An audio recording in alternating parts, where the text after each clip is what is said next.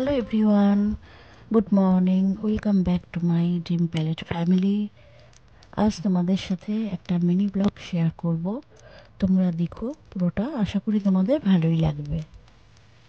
এখন দেখো সকাল সকাল আমি এখানে ফুল তুলে নিচ্ছি, পুজো করব। তো চলো এখন থেকেই ব্লগটা শুরু করে দিলাম, দেখতে থাকো। আজকে দেখো কত অপরাজিতা ফুল ফুটেছে, ভালো লাগছে, খুব সুন্দর লাগছে, তাই তুলছি, তোমাদের সাথে একটু শেয়ার করলাম। তো চলো, আমার এখন ফুল তোলা হয়ে গেছে, তাহলে পুজোটা করে নিই। আমার এখন পুজো কমপ্লিট হয়ে গেছে, তোমাদের সাথে একটুখানি শেয়ার করলাম। তোমাদের কথা তো জিজ্ঞাসাই করলাম না, এখন বলো তোমরা কেমন আছো? আশা করি ভালোই আছো, আমিও খুব ভালো আছি। তো চলো দেখতে থাকো। আজ তোমাদের সাথে শেয়ার করব একটু অন্যরকম একটা চিকেনের রেসিপি। এটা খুবই ইজি। এখানে দেখো, ফার্স্টেই আমি পেঁয়াজগুলো সরু সরু করে কেটে নিয়েছি, যতটা আমার পক্ষে সম্ভব হয়েছে। যতটা সরু করবে ততটাই ভালো। পেঁয়াজগুলো ব্রাউন করে ভেজে নেব। আর এখানে দেখো, খানিকটা পরিমাণ টক দই নিয়েছি, সেটাকে ফেটিয়ে রাখলাম।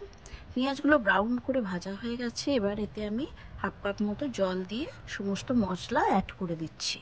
প্রথমে দেখো, লঙ্কা গুঁড়ো, হলুদ গুঁড়ো, আদা পেস্ট, আদা বাটার পেস্ট, রসুন বাটার পেস্ট আর টমেটো কুচি। তার সাথে দিলাম কাশ্মীরি লঙ্কার গুঁড়ো, পরিমাণ মতো নুন দেবো এরপর।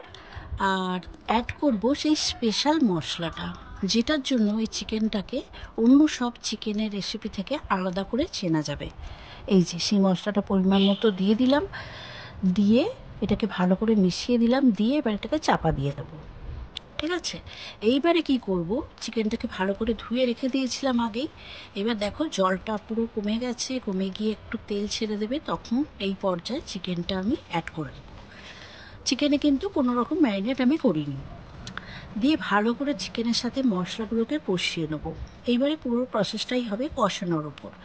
ঠিক আছে, একটু একটু করে কষাবো, আর যখন এটা খুব টাইট হয়ে যাবে তখন একটু করে জল অ্যাড করব। চিকেনটা এখানে প্রায় সেদ্ধ হয়ে এসেছে, এবারে আমি দই আর কসুরি মেথি অ্যাড করে দেবো, দিয়ে এটা ভালো করে চিকেনের সাথে মিশিয়ে দেবো।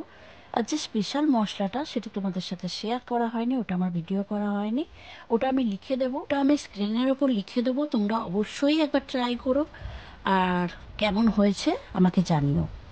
আমাদের তো সবাইকারই খুব ভালো লেগেছে। রেসিপিটা যখন ধৈর্য ধরে পুরোটা দেখলে, তাহলে নিশ্চয়ই তোমাদের খুব ভালো লেগেছে। তাহলে একটা লাইক করে দিও আর সাবস্ক্রাইব করে দিও আমার চ্যানেলটা, দিয়ে আমার পাশে থেকো।